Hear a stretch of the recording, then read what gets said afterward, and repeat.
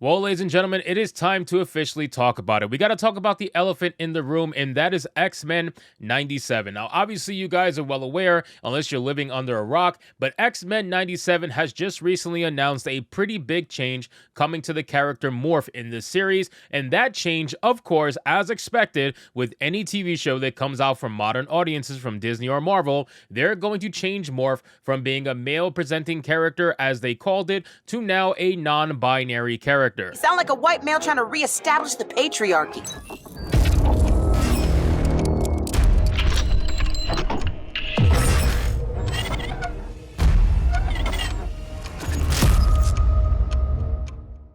Now, this is something that was very much expected, okay? I remember when we were talking about the trailer when it first was announced and when the series was first announced, we even made the joke on Saturday Night Hypnosis. We were saying, I wonder how many characters will be changed for modern audiences, but we made the joke in the hopes that maybe it wouldn't be that way. Maybe that would not actually happen. And lo and behold, they just couldn't help themselves. They just could not help themselves from changing something that didn't need to be changed. So let's talk about it, guys, in today's video. But of course, before we do, if you are new here, just consider hitting that subscribe button. I would greatly appreciate it, and like the video to push us out into the YouTube algorithm. Guys, we passed 31,100 subscribers. We're on the way to 31,200, so let's hit that subscribe button and do what you can. I would greatly appreciate it. So the article says, from Mounting Into Comics, in the first confirmed change being made to the fan favorite incarnation of Marvel's Merry Band of Mutants, X-Men 97 showrunner Biel DeMaio has revealed that unlike the original series, the upcoming revival will portray the mutant shapeshifter Morph as a non-binary individual. Now, here's the funny thing about this. When it comes to the X-Men, they love to use X-Men as any sort of virtue signaling mantra they possibly can. They will use X-Men to talk about civil rights. They will use X-Men to talk about marginalized groups. They will use X-Men to talk about any of these things. And a lot of the information that's out there about X-Men has been heavily debunked, has been proven to be a myth, especially with the whole allegory stuff about racial justice or civil rights or whatever.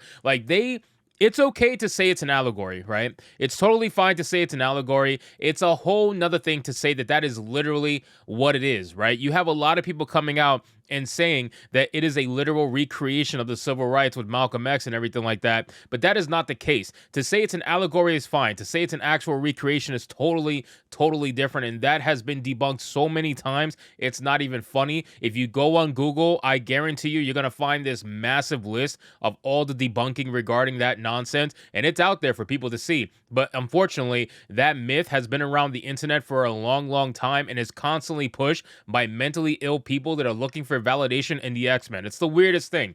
It's the weirdest thing. They'll be the first ones to tell you that, oh, it's fake, so it doesn't matter. Why do you care? It's not a real character, so it doesn't matter. Well, if it doesn't matter, why did it matter so much for you to see yourself in it? Why did it matter so much for you to change everything that was known to be one way for decades and is now being changed just because what? Reasons? Virtue signaling, ladies and gentlemen. That's why it's being changed. And then they'll do the straw man argument, right? Like, they'll look for any little thing possible to kind of push their narrative. So they're trying to say, well, Morph is a shapeshifter, and because it's a shapeshifter, that means that it's totally believable that he's non-binary. So my question to that is, well, you're applying a human term. You're applying non-binary, a modern day human term. You're applying it to a character that's a shapeshifter. So that means that we have to agree that non-binary people are shapeshifters. If you're trying to use non-binary as a means or justify non-binary by his shapeshifting powers, then that must mean that non-binary people are shapeshifters.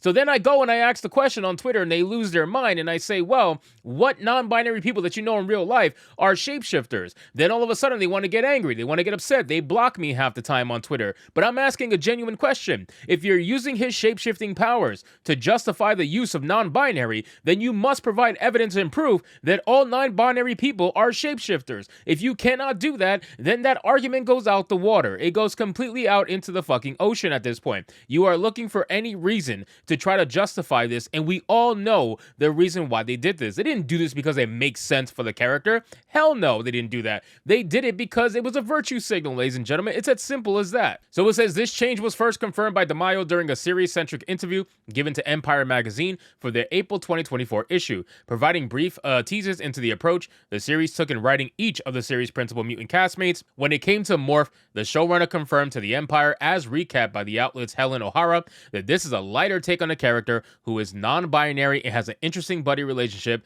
with Wolverine. Oh, ladies and gentlemen, Wolverine is going to be gay as shit.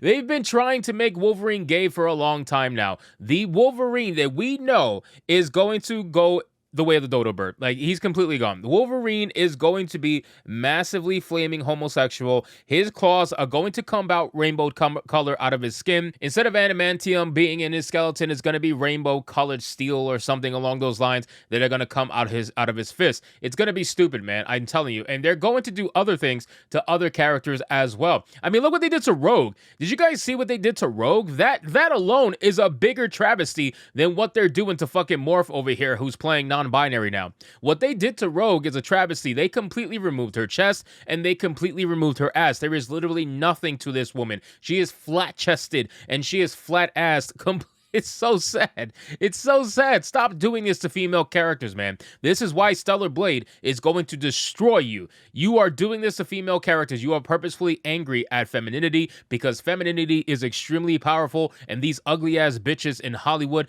do not like real femininity. They hate it because it gives them the reminder that they look like men, so they want to make sure every character that was beautiful in the past will now look like some sort of fake-ass non-binary character with no body to it whatsoever. It says, unsurprisingly, this presents a significant change to the character of Morph, both as originally portrayed in the original Marvel Comics and the original X-Men, the animated series. Born Kevin Sidney, the mutant known as Morph, as his name implies, possessed the mutant gift of cellular-level shapeshifting. Though depicted as through-and-through villain in his comic book form on the small screen, Morph was initially introduced as a proper member of the X-Men in the team's pilot episode, Night of the Sentinels, before being killed in the same episode by a surprise attack carried out by a group of Sentinels. But in typical comic book fashion, Morph's death proves to be anything but, as the mutant is later revealed to not only have been rescued from the attack by none other than Mr. Sinister, but also had an evil personality planted with him by the villain. Following a brief stint as a mind-controlled pawn of the leader-clad Englishman, Morph is eventually rescued by his former teammates and brought back into the X-Fold, even going on to play a major role in the eventual destruction of the Sentinel-producing Master Mold. So again, this guy was born a male. That's how he was in the original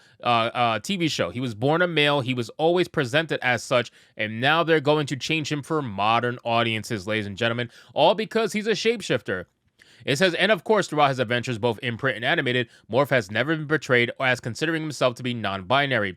While this ability does allow him to shift into any form, including that of a woman at the biological level, he's always defaulted to his standard appearance as a relatively nondescript human male. And that's it, ladies and gentlemen. That's basically all there is to it. This whole non-binary thing when it comes to the X-Men, it is literally just a virtue signal. You can use his shape-shifting powers all you want to be like, oh, bro, you're so mad. Is it so hard to believe a shapeshifter can be non-binary? No, it's not hard at all. I just need you to admit to me that humans who are non-binary can shapeshift. If you are going to use those terms in modern day towards an animated TV show and then use his powers to justify that modern term, then I need you to tell me with a straight face that non-binary people can shapeshift. If they are able to shapeshift, if you could find me one person who can do it properly on a cellular level, then I'll be fine with you using non-binary for Morph. Otherwise, he is not non-binary. He is just a shapeshifter. They are two different words with two different meanings, and you cannot use one to justify the other. It just sounds absolutely ridiculous. You are trying to pull